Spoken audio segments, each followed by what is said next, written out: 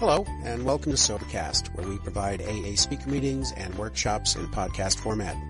We're an ad-free podcast, and if you enjoy listening, please help us be self-supporting by visiting Sobercast.com, look for the donate link, and drop $1 or $2 into our virtual basket. We hope you enjoy the podcast. Have a great day. My name is Hotse. I'm an alcoholic. So, we talked the first week about the first step. We talked about the second step. Today is the third step. When I started out this series, I started explaining how the steps are laid out. And the first 3 steps are preparatory. They lay the groundwork for what we need to do. They lay the groundwork of how we're going to approach the work in the program. The work is not done in the first 3 steps. The work is done in step 4 through 9. But the first 3 steps tell us what we need to have before we can even attempt to work on ourselves. And the easy and quick way to understand what the first 3 steps are about is to look at the principles. Principle of the first step is honesty. Principle of the second step is hope. And the principle of the third step is faith. So we need hope, honesty, and faith in order to be able to do the work that should give us a life better than we've ever had before. And if we stay clean and sober, and we follow the simple suggestions that are given to us in this program, and we do the work to the best of our knowledge, to the best of our ability, our life will change. That's a guarantee. It will change. How it will change, I can't tell you. But that it will change is a given. I can tell you this. My life has changed to an extent that I never thought was possible. Things have happened and are happening in my life that I didn't think could happen in a life like mine. I recall myself. I look back on my past and I see a loser. I see an addict. I see an alcoholic. I see a guy who loved getting high, loved getting drunk, who failed at everything else.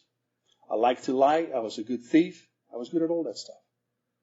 But what I was not good at is see myself do something right, aside from scoring, drinking, taking your money, getting high, getting drunk, getting in trouble, and getting out of trouble. Beginning of this month, I celebrated 40 years since I went into Phoenix House. 40 years. 1973. October 2nd, 1973. All my life has been in the activity of either trying to get high or drunk or trying not to. That's what it's been about. All the other stuff that happened in between is showbiz. All the other stuff is given. It's given to me. Either it was good or bad, according to how I acted to it. But it's been given to me as a side show. What really mattered is how I managed my life and how I was able to look at myself and do things better than I did them yesterday. When I ended up in AA, it was not because I wanted to go to AA. I'd known about AA since the early 70s. I didn't want to go to AA. I didn't want to sober up. I didn't want to stop drinking and using. I certainly didn't want to get a sponsor. I didn't want to learn about the steps. I didn't want to have a higher power, or whatever I wanted to call it. I didn't want to be honest. I didn't want any of this. I certainly didn't want to have sponsors calling me every day, telling me asking me what to do. I wanted none of it. But I had no option. I didn't know what else to do. I'd been to Phoenix House for 3.5 years. The day I came out of Phoenix House, I was clean and sober. I was 26 years old. And I drank that day. Got high. After the most intensive program I can imagine. I had no option. I didn't know where to go. The final step for me, the moment of clarity that I gained, which was my spiritual awakening, was finding myself waking up out of a blackout with a 357 in my mouth, with the hammer pulled, and my finger on the trigger. And this is a gun I'd had for a long time. And I've used that gun on the range. And the moment I pull the hammer back and I touch the trigger, it goes off. And I touch the trigger. And I think of this today and my hair stands up on my arm. Why it didn't go off, I don't know. I was married at the time. I still have a son. I don't have that wife. But I was married at that time. My wife was in another room in the house. I had no concern about her or my son. But I did get afraid. Fear got to me. All of a sudden, I saw what was going to happen. And I realized that my life, after being out of Phoenix House and being clean and sober and trying to make it work and going back out and doing a 12-year run around the world and going absolutely crazy, I may have had some money at that moment. I may have had a home. I even may have had a job and a car. But I was ready to kill myself. That's the moment of clarity that I gained, that I saw. That one split second when I realized what was going to happen. And that night I picked up a white chip. And I haven't had to pick up another one since. Which I'm very grateful for. I'd like to take the credit for that. The credit ain't mine. The credit is yours and people just like you all over the world. The honesty that step 1 talks about is that moment of clarity. It's that moment of spiritual awakening. It's talked about in the 12th step. Having had a spiritual awakening as the result of these steps. It talks about it as if it is a long-term process that happens in the process of doing all this work. As far as I'm concerned, a spiritual awakening is a flash, it's an insight. It is like a thunderbolt out of the sky. Spiritual awakenings come from above. They're given to us. It's a gift that I either can take advantage of or I don't. It's up to me. The gift is given. It comes from somewhere else. What I do with it becomes, hopefully, a miracle. A miracle does not come from above. A miracle happens between people. It is something that happens in the society that I'm in and changes my lifestyle, my life, my living. It changes my friends. It changes my whole being. It changes my outlook. It changes everything. That's the miracle of this program. It came as a result of something that came to me from the outside. That moment of awakening, that moment of clarity, was my first step. The first step talks about it a little differently. It says, I have to read it even, that we're powerless of alcohol and that our life had become unmanageable. It says it in clear terms what my problem is. Then the second step, that's the honesty. There is no question about what the problem is. The second step came to believe that the power greater than myself could restore me to sanity. It tells me that I don't have the answers. That I'm insane. I've seen the insanity. But there's an answer. As long as I stop listening to what happens in my head. I can listen to what happens in somebody else's head. You see, the beauty of this program is we're all insane. We're just not all insane at the same time. You know, so it works. I've worked with psychiatrists and psychologists, people that went to Harvard, to Yale, very learned people. They were very, very, very, very smart. It's you guys that told me where I was at. How does that work?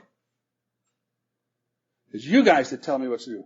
Finally, it was another alcoholic, another addict, who sat down and said, you know, Hotse, what your problem is? Whenever you're in problems, you're always there.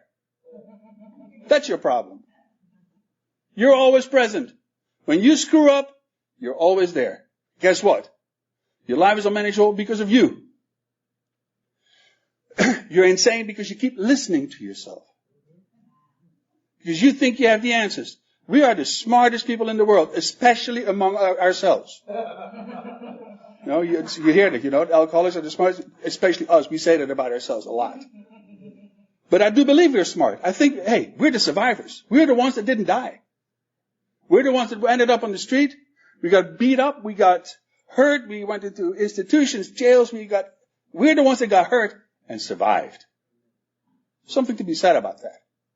Somewhere deep down in our instinct worked for us.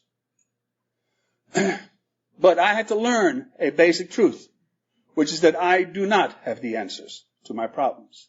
Much as I'd like to think that I do. But at 35 years of age, I ended up in AA. That's how smart I was. That was where my thinking brought me. Not that that was a bad spot to be, but it was the only clear thought that I had. Maybe I should go to AA. So, I had been exposed to what I would call my first sense of clarity. That I have a problem with alcohol. I can't afford to put anything in my body. I don't know who shows up, and I don't know what's going to happen to the guy. That I don't have the answer. I don't know what the answers are to my problem. Why do we read how it works? Constantly. I've heard it 10,000 times. Why? Because if I stop hearing it, I will tell myself how it works. And I'm not good at that. I'd like to say how it works, and I'd like to tell me how it works, and it involves maybe at the end not going to so many meetings, and not to work with sponsors. Hey, and maybe I can smoke a little reefer. Who knows? Or just a beer. Beer wasn't my problem anyway. I like liquor. That's why I read how it works. Because my mind is not good. I'm not sane. I'm still insane. Little by little, the insanity gets lifted because I keep doing this. I keep going to meetings. I keep hearing things that make me think differently. I keep hearing things that make my thought process healthy. Which is what happens here. The magic of a meeting is that we're exposed to a different attitude that we have unless we're left on our own devices. And the different attitude makes me walk out feeling better than the way I walked in. Always works that way. At least it does for me. So we come to the third step. The third step says, made a decision to turn our will and our lives over to the care of God as we understood Him. And that's a long step. And it's a difficult step. And it's a step that most people stumble over. You hear people that I say, I've been stuck on the third step for 8 months now. 9 months. All that means is that they haven't been willing to do the fourth step for 7 or 8 months. Because the third step is done in a matter of moments. Made a decision is a mental process that takes a second. If I said, I'm making a decision to leave this phone here, guess what? The decision is made. Or I may change my mind and I make the decision to take the phone with me tonight. That's a decision. It is a mental process that's done on the spur of the moment, without much thought. I can do it. It's a mental thing. I can make a decision.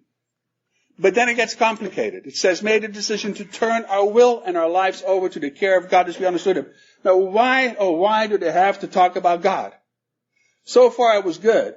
I can understand that I can't drink and my life is unmanaged. I understand I'm insane and that I can listen to myself and listen to somebody else. But why do I have to talk about God? I didn't like talking about God. I remember when I went to Phoenix House, they put me in detox for 10 days in a psychiatric hospital. There's those hospitals where you bang on the windows and they never break. They don't. I tried with the chair. They don't break. It's amazing. They go, and then I was, okay. In that hospital, they had a tech working there who told me that Phoenix House is bullshit. Don't go to Phoenix House there. It's a different program. It's based on Jesus Christ and the love of Jesus Christ, and you got to go through that program. And he got my mind all screwed up. Well, what am I supposed to do? I have to go here or I have to go there. And I went to Phoenix House because, for one simple reason, I'd been exposed to Jesus freaks quite a bit. And it was always an argument that I lost. Always. Not so much that I agreed with them, but I just lost the argument. And then I offered them some dope, and then usually the argument would stop. But I didn't like Jesus freaks. And I didn't like the whole idea that was behind them. So that's why I said no to the Jesus freak program. So when I came into AA, nobody asked me. You have to believe in Jesus. You have to believe in Allah. You have to believe in voodoo. You have to believe in Thor, Zeus, Freya, Godon, Wodan. I said Buddha. Didn't I say Buddha? Buddha. Vishnu. Krishna. None of that happened.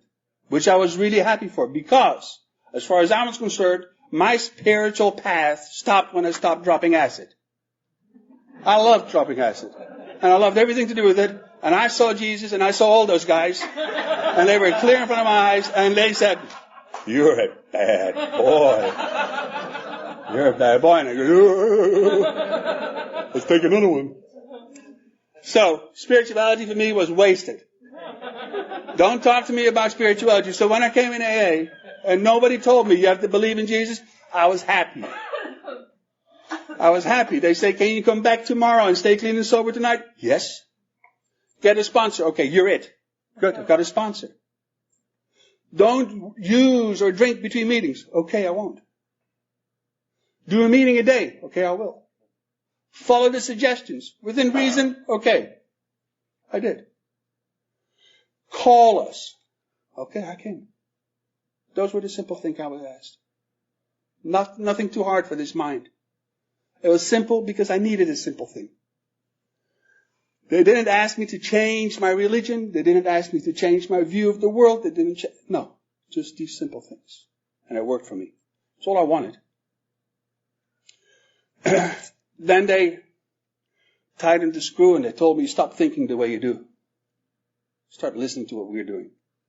Maybe the solution is somewhere else. Who knows? And then there comes the third step. Turn over the care of God. Why? Oh, why? Does it have to be to the care of God as we understood him? I objected. I had a wise sponsor at the time. At the time I thought he was wise. And he said, first of all, do not be concerned with what the whole third step says. Because the step gains volume, gains wisdom as you gain wisdom. The step changes with time. As far as I'm concerned, it's wasted on early sobriety because it is an excuse not to do the rest. But still, the step has changed over time, the way I look at it. The main thing that he said was, don't worry about turning your will and your life over to the care of God. It is a difficult sentence that nobody can tell you exactly how it's done or how it's not done. Did people talk about taking your will back? What does that mean? Taking your will. It's mine anyway. What are you talking about? Taking your will back. He said, just look at it as a decision, which is what it is, to trust this thing. That's it. Trust the process. Can you make a decision to trust that this thing works? And that was a question that actually made sense. The meetings I went to, people picked up 10-year chips, 39-year chips, 29-year chips, 34-year chips. Does this thing work? Absolutely it works. It works for everybody here. It works for everybody at the other meetings. All I have to do is look around me. This thing works. Can I trust that it works? Well, I can trust it works for you. But will it work for me? Now, that's a different question. And that's where the third step became tricky for me. Because I had never been asked, do you think that this treatment program works for you? I was told that it would work for me if I did a couple of things like believe in Jesus or not. Or if I stayed for 3 years. Or if I did other things. Phoenix House was crazy. They shaved my head. They made me jump into rivers in the middle of the winter to come. I mean, that was crazy shit that happened. And I did it. But I was never asked, do you think this thing will work for you? The fact that after 3.5 years of being clean and sober, and the day I walked out of Phoenix House, I drank that day, means that I didn't think it worked for me. The moment the supervision was gone, my vigilance was gone. The moment it was gone, I was back out, thinking it was all right. So my sponsor, my then wise sponsor, David, he said, do you think this will work for you? And I said, and I was honest. I said, I don't know. And he acknowledged. He says, that's an honest answer. I can work with that. At least it's not no.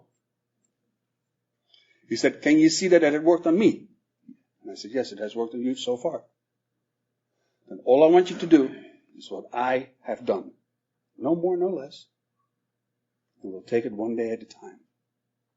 And we'll see what happens. That thing one day at a time is a very Zen kind of thing. Because it kind of tells us that there is no tomorrow, there is no yesterday. There is no hope, there is no regrets, there is no memory, there is no future, there is no past. Actually, the now, as we look at it, doesn't exist in time. Because time is denoted in future or past. Now is here. And right now, there's nothing going on. If we all shut up and get quiet, you get that glimpse of serenity. But that's not what he said. That's what I said. That's what I said. One day at a time gave me the opportunity to at least say, I don't have to make the promise. This is for the rest of my life. It gave me the opportunity to look at my problem and say, all I have to do is take care of today. Whatever I may fear, whatever I may look at, and whatever comes down the pike that I dread is not happening right now. It is not. So why fear it? And that was a huge lesson. It allowed me to stand back and quiet down a little bit and look at my life and make an opportunity and make a change so that today I can stay clean and sober. Like I've said before, the one day at a time gives me the opportunity and it allows me the freedom to say that tomorrow I will use. Tomorrow I will drink. Just not today. But I give myself permission to use tomorrow. That works for me. It's worked for me for 25 years. It'll work for me for another 24 hours, I think. There's the steps, and there's the traditions. The traditions are designed as a framework within which we can do the steps in safety, so that we have an environment within which we can exercise, we can practice the exercises that are laid out in the steps in safety in such a way so that we are confronted with a similar situation outside and our sponsor or our fellowship or our friends are not there, we know how to deal with it. The corresponding tradition to the third step is a simple one, and I like it. It says the only requirement for membership, for AA membership, is a desire to stop drinking. Now the question is, does that fit together with the third step? You know, the third step being made a decision to turn my will and my life over to the care of God, as we understood him. If you go back to why this tradition was made, it's because in the beginning of AA, there was no clear requirement of who was going to be part of this group.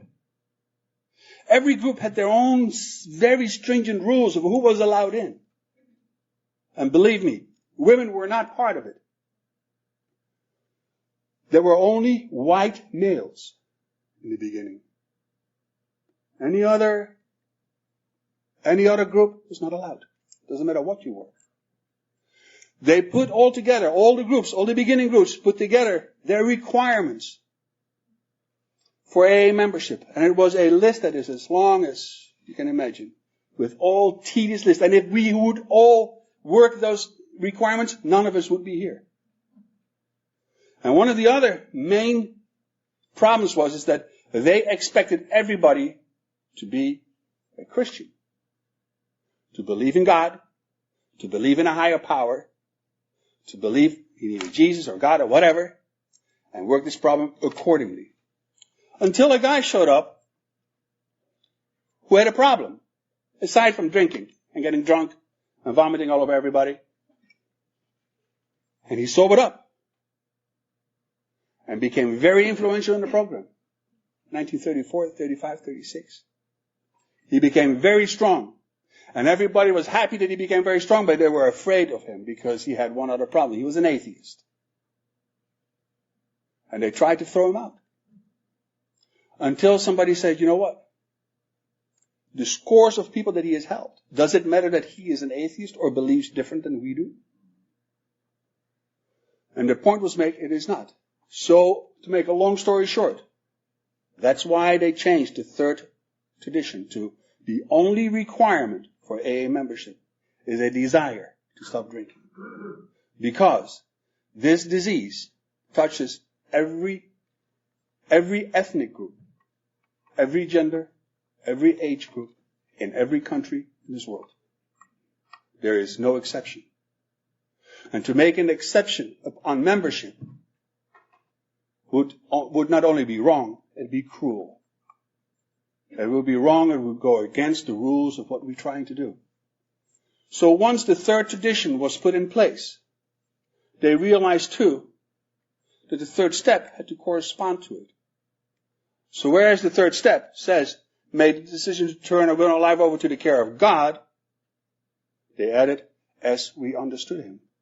If you read the stories in the back of the big book, there's one story about a guy who is actually the guy that is instrumental in making that sentence behind God, as we understood him. He's the one who put it in there. Because his understanding of a higher power was different than the rest. My understanding of a higher power is different than yours, just like yours is different than mine. And that's fine. I have no problem with it. Just don't tell me what to do. Right? But that's the beauty of how this thing has evolved. So the third tradition creates the same safety within which we can practice the third step to turn our will over to a higher power as we choose to understand him or choose not to. Or a higher power doesn't have to be a religious thing.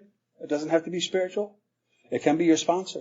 For me, it was the guy that had 2 or 3 months more of sobriety than I had, who was bitching and moaning about how difficult it was, but he showed up anyway and he didn't pick up the night before. I looked at that guy and I thought, oh, you think I can do that too? You think I can do that? That was my higher power. The practicality of this program changed in time to being spiritual. It's a long process, and nobody pushed me, and I'm very happy about that. But to come back on the tradition, the tradition that AA membership is the only desire, the only requirement is a desire to stop drinking. They had to confront a particular thing, a particular thinking, which is intolerance. And intolerance is always born out of fear. Intolerance is a way or a specific manner to control people. Control is always born out of fear. Fear that if something's going to happen that I can't control, it will take away what I feel is worthy of, or what I feel is valuable, or what I feel is worthwhile in my life, or you may take away something from me. That's why I become intolerable. That's why I become trying to control people around me, because I'm afraid they're going to take something away from me. Until I am secure about my own life, my own values, my own standing, control is not an issue anymore. And being intolerable is not an issue anymore. But in the beginning, you have to understand, when people found the truth of this program, when people found in the 34, 35, 36, when they found the fact that there was an answer to a problem that nobody had an answer to, our problem. When finally there was an answer, people were afraid that whoever came in and thought differently was going to take away the strength of the group. And if they're going to take away the strength of the group, they're going to take away the ability for me to stay clean and sober. They were trying to, no matter what, hold this thing together. Until they learned the only way you hold it together is by giving it away. Do with it what you like. There are a set of simple traditions and simple steps that we work with. This is the only group, this is the only system in this world that works without leaders. That works without presidents, that works without vice presidents, that works without capo de tutti di capis, it works without leaders. There may be those that have more sobriety than others, but that can be changed within an hour. So it makes no sense. So what we have is an equality where we help each other in such a way that we can have another day of sobriety. And I understand where the fear came from in the beginning. There was no answer to this disease. So when the answer came, people tried by whatever means possible to stop people to change it. And any change that walked in was a threat. Look how far we've come. Amazing. Amazing. To make a decision is an internal process.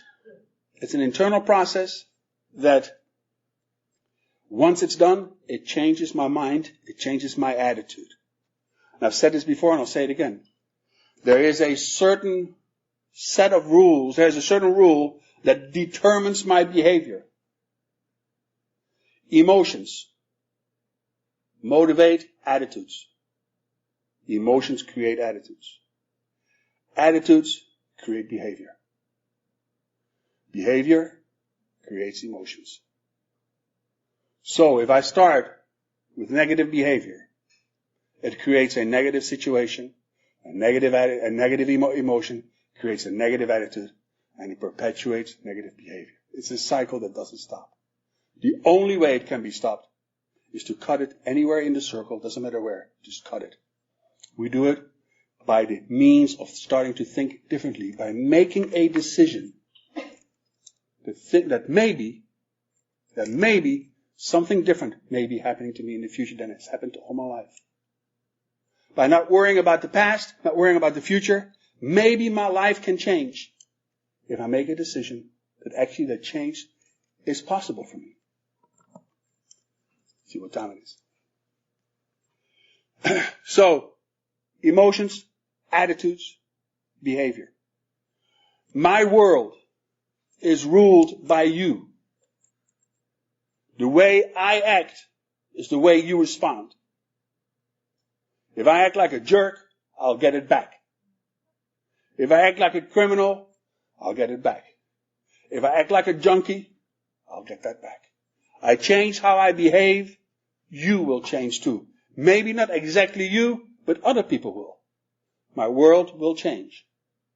I change my attitude, and my behavior will change. My behavior will change, my world will change, and my emotions will change. I have different emotions, I have different attitudes, I have different behavior. How simple.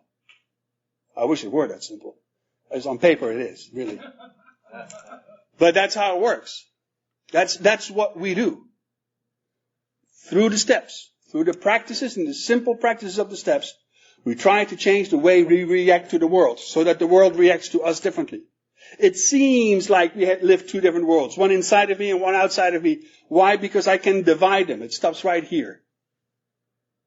But they're the same. It's just that I can make a distinction between the two. The fact is they're the same. And when one is out of whack, the other one will follow. The lowest denominator always wins. If my life is a mess on the outside, my life on the inside will become a mess. I take dope and alcohol away out of my life, and I start looking well, I start getting color in my face, I may have to go to the doctor, the dentist, and get some teeth, and I'll look good, and my eyes, all that shit will happen. But if I'm still a mess inside, I will go back to that mess. That's why people stop at the third step, they go out. Because the work is done after the third step. The third step is like the first and the second step, a preparatory step, so that you learn how to deal with life on life's terms without having to hurt yourself or anybody next to you. That's the trick. The Buddhists have a very simple and clear rule that I like. I live my life by not hurting or saying anything that may hurt another being. That's it. Very simple. I like that. It doesn't get it complicated. I could say it 10 times and then it's 10 commandments, but it's just one. So, the preparation that we do in step 1, 2, and 3 is this preparation for the work. For the work that's going to happen. We're going to start next week. We're going to start talking about it. And what has to happen is that now that we understand that honesty is a big part of it, that there is a solution to our problem, and that we have to have some faith for that solution to actually happen. Then the next steps, we're going to talk about what's happening inside of us. Because our life outside of us has gone up already. Because we took away the poison. We took away the physical insanity. Now we're trying to get the internal insanity to come up to our outside. And we're going to talk about what happens in the fourth and the fifth step, which deals with shame. We're going to talk about 6 and 7, which deals with our ability to deal with a higher power, what we talked about today. We're going to talk about guilt in 8 and 9. But we're going to talk about how do we find peace with ourselves.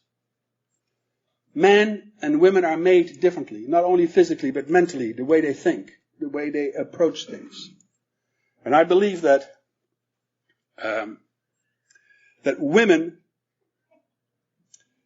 reach meditation through love, whereas men reach love through meditation. They both reach the same thing, but in different ways. Which is why sometimes when a man talks to a woman, that makes no sense, and vice versa. Because we're coming from different fields, different ideas, different approaches, different ways of getting to the same goal though. Same goal, but a different road. That's not to say that this program is set up differently for different genders. It is not. It's just that the approach is done in a specific way, which is why it is important that I have a sponsor that is a male. And my sponsees are males. Apart from the fact that there is no sexual innuendo going on, apart from that fact, it is important that I deal with somebody who knows my BS, who knows how I can bullshit things, who knows how I think, who's done the same things. And the same with women. So,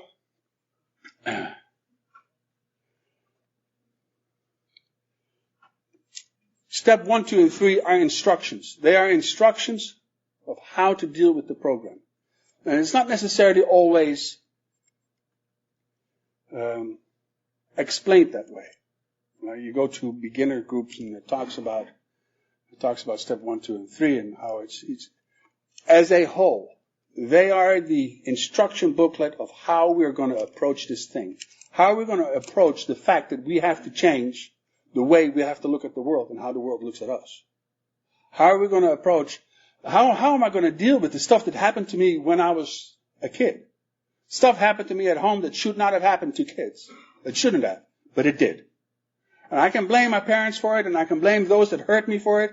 All what I want. It makes no difference. I still am the one who has to change it. I can blame my mother. Sure I can. But who cares? To what effect? She's not here to change it. And even if she was, she couldn't. I am the one who's going to have to change my life. I am the one who's going to have to deal with what happened to me and come up with the answers and say, from now on, my life is not going to be the subject of what happened then. I'm going to stop being the victim. I'm going to start to be the solution. I'm going to be the cause of my life instead of the victim of my life. I loved being the victim of my life. Because as long as I'm a victim, I don't have to come up with the answers. If I'm the victim, I was wronged. Hallelujah. I was wronged and it was your fault. Well, that's an attitude. That's an attitude that says what's wrong with me is your fault. We're going to talk about that in the 4th step. That's called a resentment. I had a huge resentment to my mother. She did stuff that she shouldn't have done to the little kid. Whatever. She did stuff she shouldn't have done. And I had a huge resentment. And when she died in 1987, I was relieved. She's gone. I don't have to deal with it anymore. I thought. So this whole thing that we're doing here, these first 3 steps, are the preparation for us to be able to deal with our past so that our past does not deal with us any longer. It dealt with me constantly. It influenced how I had a relationship with another woman. It influenced me of how I'm out of time just about. I see him sitting forward. I am out of time in a couple of minutes. I'll make this short.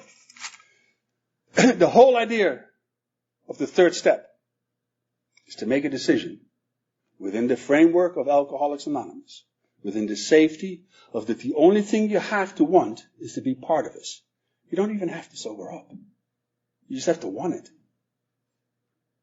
But within that process, I have the freedom to ask, please, does this thing work for me?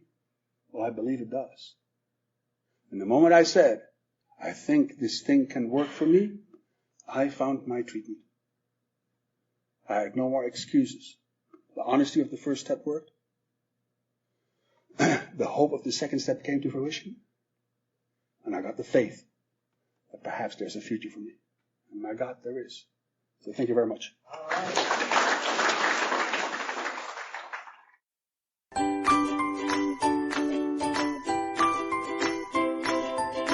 Thanks for listening. I hope you enjoyed the podcast. Sobercast is ad-free, and we'd like your help in order to keep it that way. So if you'd like to help us be self-supporting by pledging $1 or $2 a month, visit Sobercast.com and look for the donate links. Thank you very much.